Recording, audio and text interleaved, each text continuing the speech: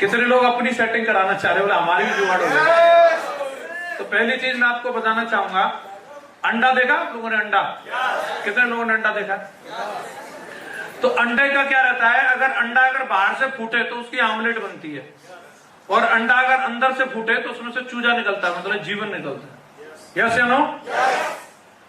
तो अगर आप किसी भी चीज के लिए बाहर से कोई अगर आपको फोर्स कर रहा है, मोटिवेट कर रहा है और आपको जबरदस्ती कर रहा है तुम कर लो, बन जाओ डायमंड, बन जाओ डायमंड, आमलेट ही बनेगी, डायमंड फायमंड नहीं बनेगा। अंदर से मोटिवेशन आता है, एक व्यक्ति को खुद से एक चाहत होती है कि नहीं मुझे करना है, वो चीज कामयाबी दिलाती है। जितने भी लोग यहाँ बैठे हैं ये किसी के दबाव में नहीं, अपने अंदर के मोटिवेशन की वजह से यहाँ है। आपको कामयाब होना है तो पहली चीज ये समझ लीजिए, मेरे कहने से या मेरे चाहने से या इनके किसी भी डायमंड के चाहने से आप डायमंड नहीं बनेंगे। पहले आपको अंदर से लगना चाहिए कि हाँ जी साहब मुझे करना है, मुझे बनना है। बोलो हाँ कि ना? जिंदगी आपकी है, बच्चे आपके हैं, कम आवाज आ रही?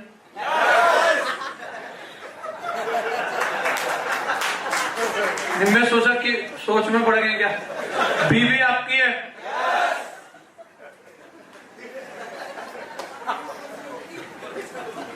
तो हस्बैंड आपका है, तो उनके लिए सोचेगा कौन? पड़ोसी, अप्लायंस कौन सोचेगा बताओ? तो साहब मेरी जिंदगी थी, मैंने सोचा, न तो महागुरु जी विजयपाल सर चाहते तो डायमंड नहीं बन सकता था, माधव सर चाहते तो नहीं बन सकता था, वो सब सहयोग कर सकते हैं। हेलो? तो पहली क्वालिफिकेशन ये है कि हमारे अंदर से चाहत होनी चाहिए। कितने लोगों को लग रहा है मेरे को अंदर से लग रहा है बनना चाहिए?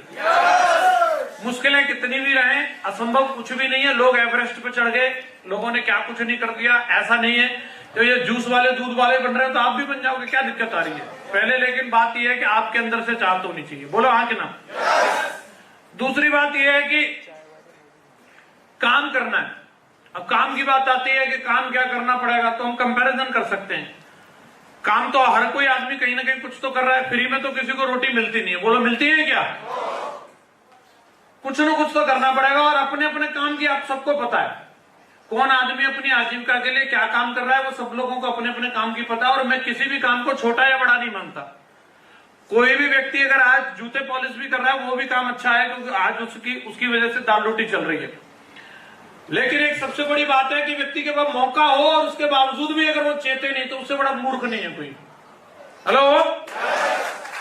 एक मजबूरी होती है कि भाई उसके पास कोई अपॉर्चुनिटी नहीं है और फिर वो जो कर रहा है वो सही कर रहा है, लेकिन अपॉर्चुनिटी होने के बावजूद भी अगर वो उसके लिए चेते नहीं, तो उससे बड़ी मूर्खता नहीं है।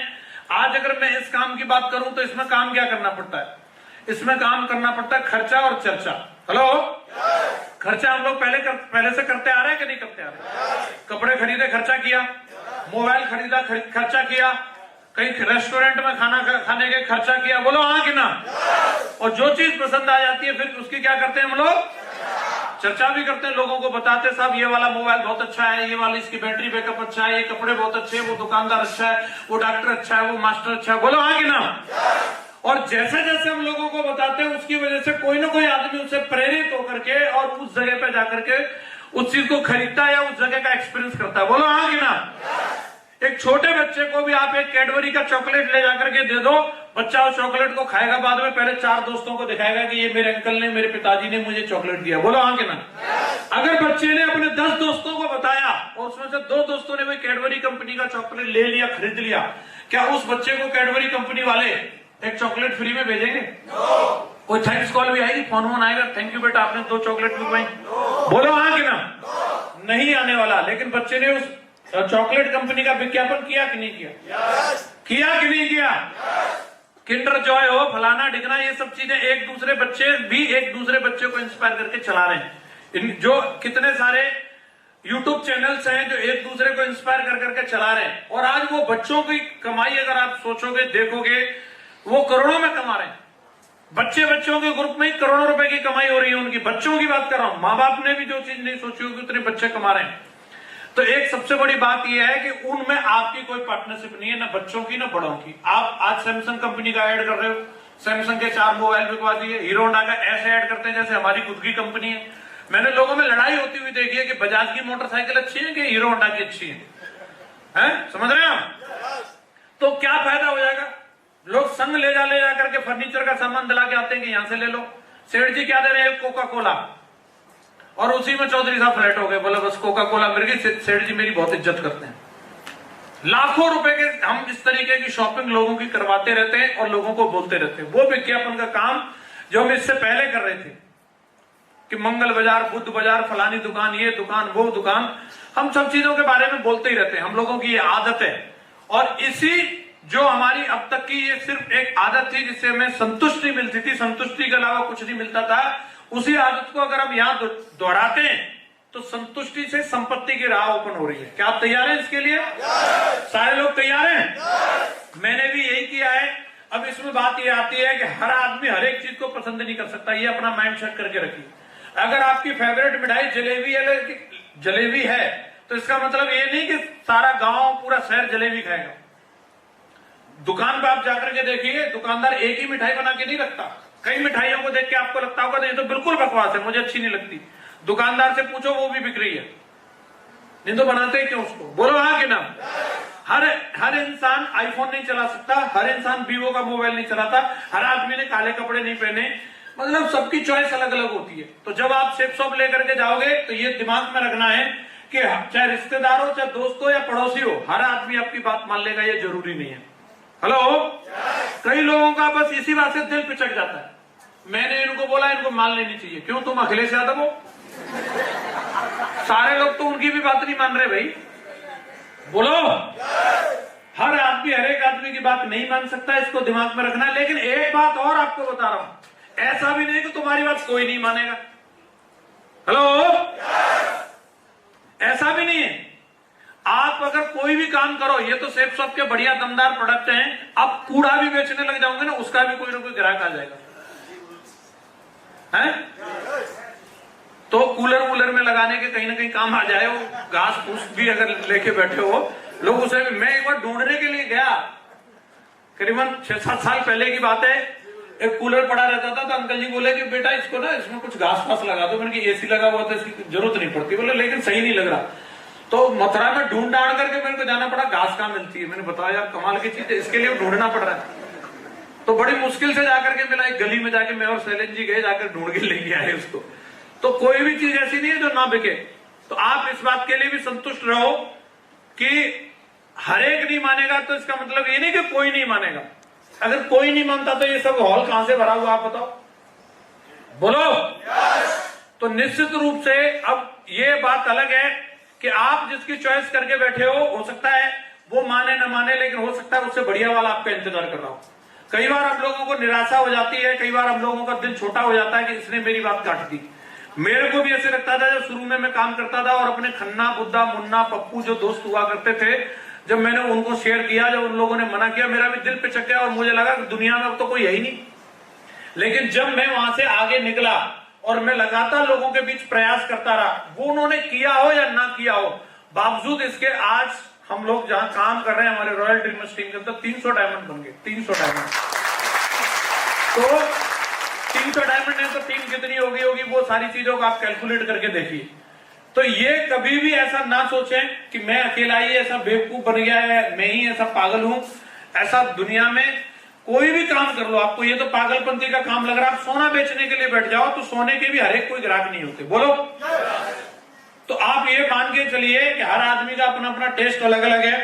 कई लोगों को ये लगता है कि ये काम कब तक चलेगा, बोले एक दिन तो ऐसे सारे लोग जुड़ जाएंगे, सारे डायमंड बन जाएंगे। कई लोगों के दिमाग में ये चीज आती है, और कई लोग आपको बोलते भी होंगे कभी तो ये जाकर के चैन रुक जाएगी ना, एक के नीचे एक के नीचे एक के नीचे एक के नीचे एक के नीचे एक है, कभी तो चैन रुक जाएगी। फिर उसके बाद लास्ट वाले का क्या होगा? तो मैंने भी इस बारे में सोचा, मैं आपसे इसका जवाब भी चाहूंगा, आप लोग भी विचार करो, सब बुद्धिजीवी लोग हैं, वो लास्ट वाला होगा कौन?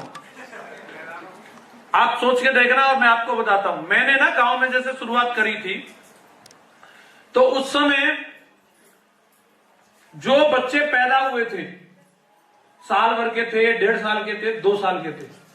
हेलो, जब मैंने शुरू किया था, आज वो बच्चे 18 साल 19 साल के हो चुके हैं। उनके अभी मैं काम करते करते पूरे भारत को ज्वाइन नहीं करा पाया, दुनिया तो खैर बहुत बड़ी है, अब वो उनके माँ बाप ने तो मना कर दिया। अब लेकिन बच्चे जब मेरी फोटो देखते हैं फेसबुक पे, इंस्टाग्राम पे, तो बोलते हैं कि चाचा ये वाला काम हमें करना है। जो मेरे रिलेटिव थे, अभी मैं पिछले हफ्ते में कुछ कोविड की वजह से मीटिंग कैंसिल हुई तो मुझे थोड़ा समय मिला तो 1-2 शादी में गया। अक्सर समय की कमी रहती, नहीं जा पाता। तो अभी मैं शादी में गया तो वहां पे मुझे एक बच्चा मिला। वो जब मैंने बिजनेस शुरू किया था तो अंडरवियर में घूमता था वो, और वो अभी बिल्कुल काफी बड़ा। मैंने कहा यार तू तो काफी बड़ा हो गया। बोला हाँ। और वो मतलब मेरे साले का लड़का था। तो वो मेरे को बोला फूफा जी मुझे आप वाली कंपनी करनी है। मैं उसे पूछ रहा था मैं क्या तेरा इरादा भी, क्या कर रहा है तू? तो बोले बस ग्रेजुएशन होने दो, बस एक आईडी लगानी है आपके नीचे, डायमंड बनना है मुझे। तो आप एक चीज समझ लीजिए, ये दुनिया का चक्र है। जैसे मैं आपको बहुत साधारण एग्जांपल से बताता हूं। आपके गांव में कोई स्कूल होगा, होता है कि नहीं होता? मान लो 5वीं क्लास तक का स्कूल है। उसमें आप जब पैदा हुए आपने देखा होगा कोई 5वीं क्लास में पढ़ रहा होगा उस स्कूल में, जब आपने याददाश्त संभाली होगी। हाँ जी, कोई तो पढ़ रहा होगा 5वीं में, कोई 4th में पढ़ रहा होगा, कोई 3री में, कोई 2री में, कोई 1ली में। बोलो हाँ कि ना? फिर आप मान लो कि आप खुद आप गए, चेतन जी आपका एडमिशन हुआ 1ली क्लास में, 1ली में ही होगा ना जो पहली बार जाएगा। तो 1 साल पढ़े आप, तो 5वीं वाले तो कहां चले गए? कहां चले गए? 6वीं में वो दूसरे स्कूल में चले गए, कहीं भी चले गए। और 4थे वाले कहां आ गए? कहां आ गए? 3री वाले, और दूसरे वाले, पहले वाले। अब पहले वाले तो क्लास खाली हो गई होगी।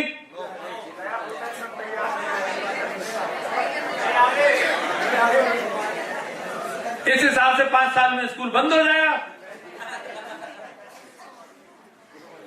खाली हो गई होगी क्या? कितने लोगों को लगता है खाली हो गई होगी? कितने लोगों को लग रहा भर गई होगी? कौन बुद्धिजीवी आदमी बताएगा कैसे?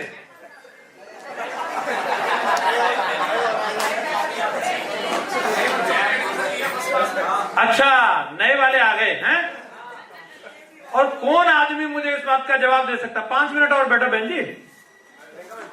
5 घंटे बैठी हो तुम लोग और टाई लगा के आई हो। मेरे को मालूम है तुम लोग भी मेंबर बन ही चुके हो। पानी पीने जा रही हैं? ऐसे टाइम पे मत जाओ पानी पीने। हाँ जी, मैं लंबी लंबी कहानियां नहीं सुनाऊंगा। देखो 5:28 हो रही हैं, 5:35 पे नीचे हो जाऊंगा। और बताओ। हाँ जी, तो इस बात का जवाब दो। 2-3 बात समझ में आ जाए बस काफी। अगली मीटिंग के लिए फिर 300 रुपए दे के आना। ऐसे थोड़ी है सारी आज ही बता दो।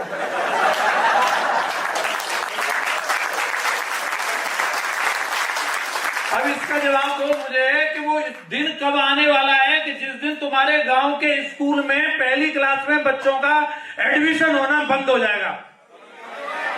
तो भैया सेफ शॉप में भी ऐसा दिन कभी नहीं आने वाला जिस दिन पूरे हिंदुस्तान के अंदर कोई बंदा बचेगा नहीं जो ज्वाइन नहीं होगा।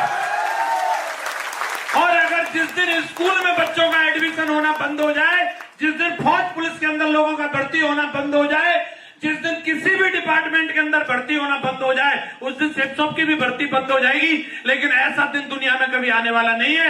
ऐसा सेफ शॉप के अंदर भी वो दिन कभी आने वाला नहीं है, कभी आने वाला नहीं है।